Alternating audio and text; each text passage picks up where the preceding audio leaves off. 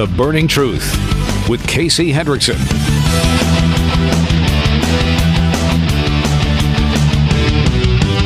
Hey, good afternoon. Thank you for tuning in to The Burning Truth. I am your host, Casey Hendrickson. After everything that has been happening, I can't think of a better time to have Pastor Lucas Miles on the program for Tuesday Tithe. Pastor Miles, how are you, man? Casey, I'm doing well. It's a crazy time, but I'm glad to be with you. So obviously, we have to talk about what happened, and I don't even think we needed to communicate with one another. We already had kind of an idea of what we were going to talk about, but I want to get your thoughts on this, man. It sure looks like divine intervention to a lot of us looking at this. I mean, all of the things that kind of took place when people learned a little bit more later in the program about what was, I won't even call it missed, what was found and then not dealt with, half an hour before the shooting. It appears as if things were set in motion for something to happen. And then there was a great corrector that happened when he turned his head after fly of the moment, just completely changing his speech. Yeah, I was actually we have a little 3-season room in our back of our house, and I was out there working on my next book on Saturday, and my wife comes just running in. She's got the phone up to her ear, and she goes, "Somebody's shooting at Trump." And I just saw this look of kind of panic on her face of like, and it was just, it immediately my stomach drops, and we're trying to, we didn't have our, TV on or anything. So I pull up my phone and, go to X and start looking, for clips and what's happening and everything else. And I realized like, oh, this is like right now. Her mom had been watching live on the feed and was like, called her within seconds of it taking place. So the first clip we find, we just see him, kind of, duck down. And at first, Chrissy goes, "It looks like he's okay." And I go, "No, he grabbed his ear." Yeah. And I said, and I was afraid, you see these films and, you've got, military experience. I do not. My fear is sometimes somebody gets shot. They don't know they got shot, and there's not a instant reaction in that. And so he just kind of slumps down, and I was so worried. And we didn't see him get back up. And so we finally get, Newsmax on and, get to the TV and kind of see, okay, they do have the shot of him, being pulled out, but we still don't know what the condition is at that point, And so, I mean, this was one of those kind of moments like 9/11, and these aren't all comparable, but these are these moments where you remember where you were when it happened, the OJ chase, these sorts of things like Columbine, and those things are just etched in your brain for the older generation. I mean, Reagan getting shot, Kennedy getting shot. And I mean, there's a national trauma when something like this happens, even when it's an attempted assassination, that creates a lot of fear in people. And without a doubt, the chances, I mean, this guy didn't miss. The bullet was on track to pierce through, President Trump's head. And the fact that at the last minute he turns, and it misses him, it's hard to not look at that and say that there was some favor and protection on his life that day. Changing the speech in the middle of it, changing the direction of his head at the exact moment, but at the same time, and I'm not going to pull you into the political world on this, Pastor, I'm not going to, but, at the same time, we're talking about a situation that never should have happened. From a basic security standpoint, I broke that all down yesterday, and then the stuff that we're learning today, like it shouldn't have happened. So without assigning blame because you're here and this is not your world and I don't want to bring you into that, it appears that things were set in motion for an assassination attempt, okay? Call that the powers that be or whatever. It appears that something was set in place. And then with that last-minute change in his speech, the last-minute change in the way that he turned his head, the iconic images that we are now getting from that, having a Secret Service officer or a DHS officer, we don't even know now, who is a heck of a lot shorter than he is and had no business being on his detail, but now allowing us to see his face in that now iconic photo. Yeah. It's almost as if evil was set up for a moment of good in order to highlight him surviving this event. And And so sometimes, we talk about mysterious ways and things of that nature, and I realize there's going to be plenty of people who think I'm doing a whole weird, kooky thing here. But there's a lot that happened that would never happen at any other high-profile event, any other VIP that happened here that have allowed us now to get these iconic images. He survives, and the momentum that may come from that. I've told you before, Pastor, my grandpa had an old line that he would tell me. So God will only allow evil to succeed so much before he steps in.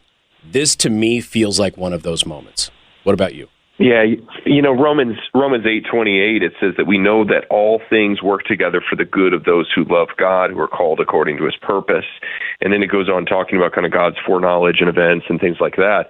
I don't believe that God is ever the author of evil. I don't believe, I don't believe he incites this. He's not bringing about bad, but he is ahead of the enemy. He's ahead of, as you said, the powers that be. He knows what's to come before it even happens. And I do believe in free will. I think that he gives free will. That this 20-year-old kid up on the roof has free will, and so they have the ability to do that. But God is greater than all of those things. And I think that what we see here is that God is taking something that the enemy intends for bad, and he is bringing a lot of good out of it on the other side. Now, look, we'd be remiss to not, to fail to mention there's somebody who lost their life that day. Yeah. As this bullet passes by Trump, and this is tragic. It doesn't mean that God did not love that person. Again, this person had free will in pulling that trigger, and there are consequences. And it's, you jump off a building, he's not going to suspend gravity. But, at that right moment, whether it was the Holy Spirit nudging President Trump to turn his head, whether it was, the wind giving it a push, I don't know. But, man, it's hard to look at this and not say that, God did something. And to anybody, if somebody's radicalized on the left, they're going to think what they think. I mean, we saw the Jack Black concert where, his kind of partner in Tenacious D, talks about, wish they wouldn't, or, don't miss next time, or whatever he says. Yeah. This is disgusting kind of behavior that's out there. But to me, anybody who's on the fence, who is at all God-fearing, and I'm not trying to elevate Trump. This isn't about a man. It's about, I believe that God's protecting liberty in this nation, and he'll use whatever he wants to use. We see him use, he speaks through a donkey in the Old Testament, he can use the foolish things of the world, is what Scripture says, to confound the wise. And it looks like, more than ever, here's this guy that just appears to be nothing sticks to him. And so much so that, literally divine intervention. And I think that Trump knows it. And my prayer for him is that he would literally bow the knee, before the Lord, recognize. And he's already, I think the next day he came out and said, look, only by God could this have happened, that I was spared. And to me, those are good changes that we're seeing just in his, even last night at the RNC, you just saw on his face, it was something different. I don't think it was just being tired, although I'm sure he was, and he has every right to be with everything he's been through and still going, because a lot of people would have taken the week off. But there was a seriousness and kind of a sober-mindedness to him that I'm excited to see what comes out of him on Thursday, when he has a chance to kind of process this publicly at this level for the first time. Yeah, his now rewritten speech at the RNC. Yes. One last thing that I kind of wanted to talk, because you and I have had a conversation about this. You kind of feel like we're at a tipping point where good is going to start coming back, and you've kind of mentioned that before. There's obviously a lot of vitriol out there. We've seen it with some local people. We saw it with the cheers at the Indiana Democratic Convention. We've seen it, nationally and that sort of thing, where people are lamenting that Trump was not killed. We've seen AOC. We've seen Joe Biden themselves not back down on that rhetoric that he's a threat to democracy and a fascist and that sort of thing. So there's going to be some people, or just bad people, who are going to go out there and going to do that. However, the vast majority of them have to answer to somebody at a ballot box somewhere. And will the American people now have the veil lifted about who these people really are? and that they really are bad people and that they really do intend harm on the innocent? And will the American people respond by getting them out of power and out of office? Here's the interesting thing, and the Bible talks about this idea that you'll know a tree by its fruit. You know, if you have a plant or a tree or some sort of vegetable that you're growing, you might not recognize the leaves, but if you wait long enough, eventually, as it grows, it's going to basically birth fruit, and you're going to see that, and then you're going to be able to know what it is. And if anybody who's watching and paying attention, my hope is that they are seeing the fruit that is taking place here.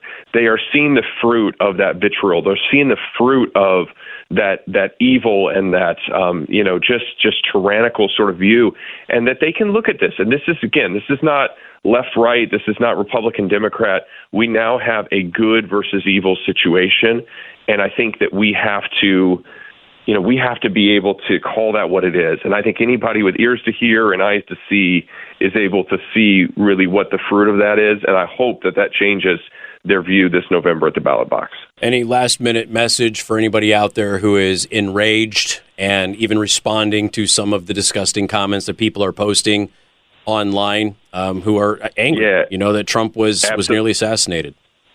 Absolutely. Look, I understand the emotion. I understand the feeling. I probably have a lot of those things myself. But the responding hate for hate is never the right answer. And here's the amazing thing is that I believe that there is nothing greater than God's love in kind of breaking through, really hardened hearts. And so there are ways to do that. I probably can't do it in 30 seconds, but we have to learn how to walk in love. And that involves also still being strong. Love is not a weak thing that just rolls over in the face of tyranny. Love is a strong thing, but it is not motivated by rage, by hatred, by these different things. And we have to be able to process through this in a way that's healthy and not give in to the trap. Because if we just respond back with exactly what they're doing, then we're no better. We have to be able to rise above that. And I think that, we saw here, God's not done with us. He's not done with this nation. Don't give up. Keep moving forward. All right, Pastor Miles, how can people learn more about you?